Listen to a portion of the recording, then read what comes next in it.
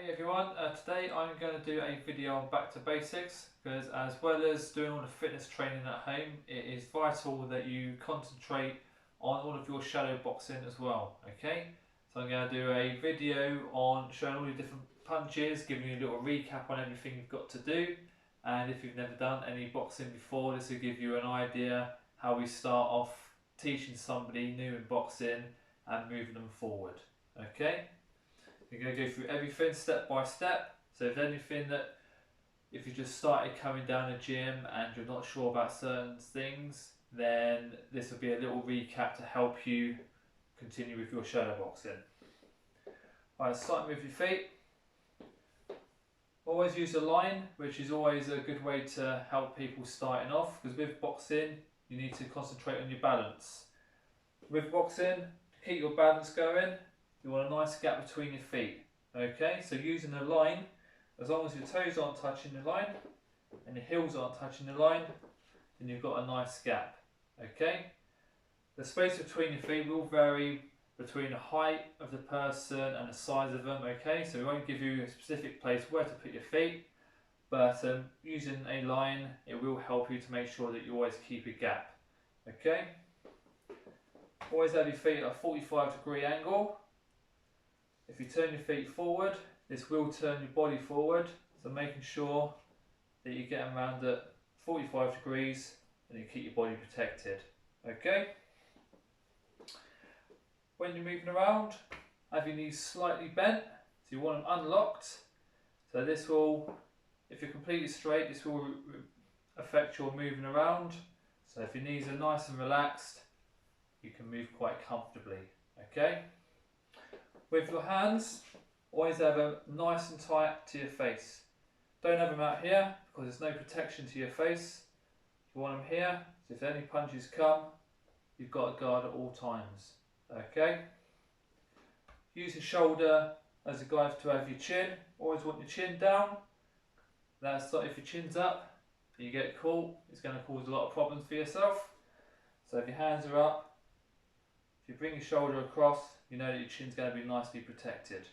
If you're stood here, that's a lot further to check, so you know that your body's turned around once again. Okay? When you're moving in different directions, you always want to keep this gap between your feet. You don't want your feet coming close together, because that will restrict your balance, and especially your movement.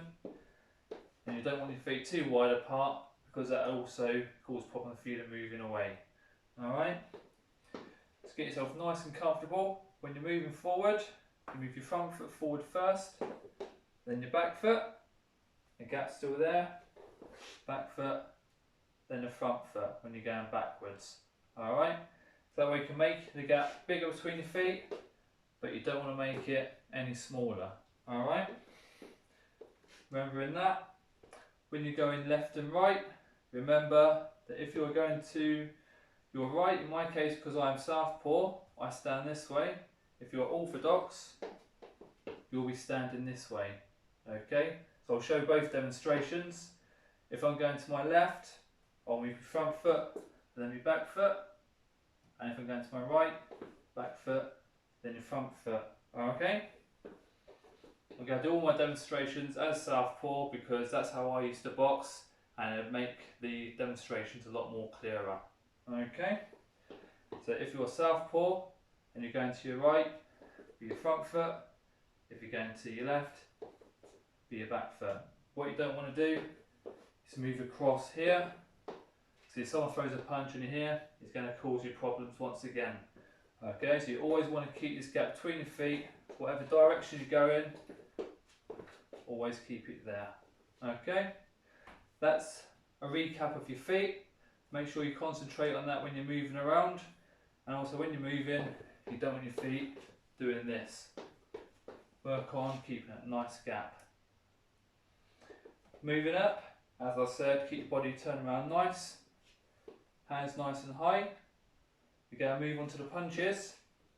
With your jab, you want to keep it nice and tidy, coming straight back to your face. Okay, don't lean forward, because moving forward, you bring your head nearer to your opponent and you can take away an advantage. If you're nice and tall, you can hit your opponent and not get hit yourself. If you do that, you're taking all the power out of your shot and you're putting yourself in danger.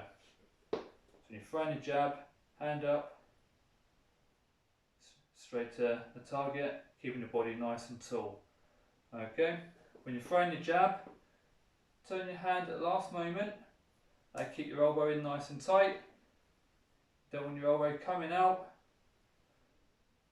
want to keep it in. Okay, with your rear hand, all the power's in the back leg. Have that weight slightly on the back leg when you're boxing, so you're not leaning back, but you can just feel it. Okay, so when you throw your rear hand, you gotta twist your body and then come back.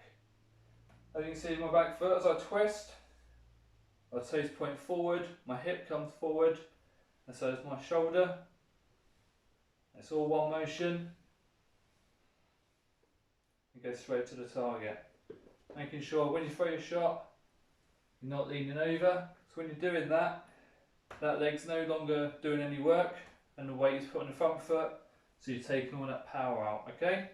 So making sure you've got that weight on the back foot, twisting and coming back. As you see, if I was doing an example on this side, there's leaning forward, that's keeping me back nice and tall. Same as the jab, back nice and tall. You don't want to lean forward.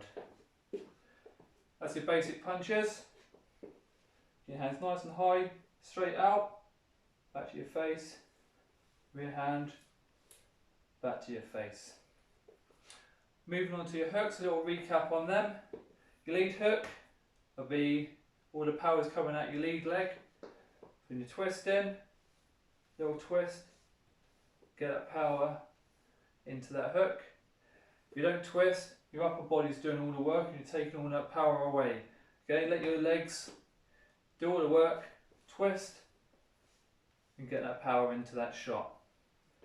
With a rear hook, I'm not overly keen on these punches personally, but I will show you how to do them anyway. When you throw a rear hook, you're twisting your arm, a little bit of twist in your back leg to get that power. The reason I don't like this shot is if you think coming across all that is left open for a long period of time, and then put yourself in danger. As you throw a rear hand, it's nice and quick and straight down the middle. Lead hook, nice and quick, nice and sharp. Rear, that's a long way to come across. Uppercuts, so I'll recap on those. Power once again is always in your legs. If you're throwing a lead uppercut, drop down so you make that leg work, twist your hand and push up through the target. Down, up. Don't come across, right up the centre.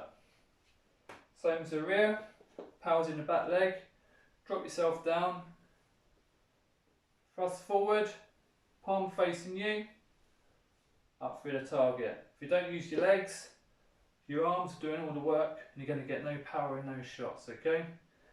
Don't bring your arms swinging backwards. Nice little movement. Drop and drop, okay? Body shots. When you're throwing your body shots, lead hand, you're going to twist over a little bit, twist and push into the body. Over, push. Rhythm for this, if you get yourself out of line of your opponent, you're coming over, you're dropping that shoulder and you're pushing using that leg. Rear leg, using that power again, hands nice and high, twist, let the leg do all the work, not just your arms. Okay, everything you do, every punch you throw, it's all in the legs. So making sure when you're moving, everything's nice and comfortable.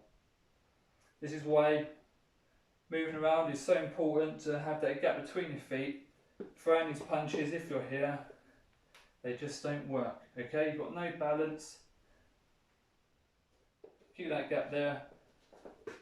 You'll be nice and comfortable. Okay.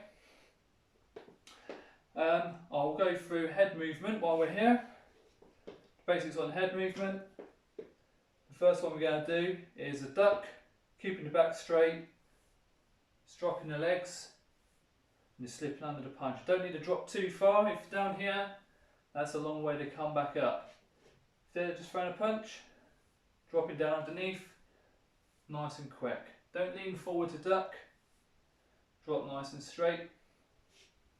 Slip in either side. If you're moving, make sure you're moving enough. It's going to move out the way of the punch. Don't twist your hips and your head's in the same place. Making sure your head's coming across, nice and comfortable.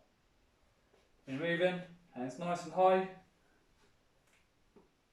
Wherever your head goes, take your hands with you. Don't move here. Take them wherever your head goes. Same as a lean back. When you lean back, lean on your back leg. Nice quick movement. They're throwing a jab to aim that much past your face. If you lean back, they're not going to hit the target. Don't bend your back. If you're there, lean, not there. That's a recap on all the different punches, head movement in your feet. So make sure when you're doing your shadow boxing, include all of these different things, okay?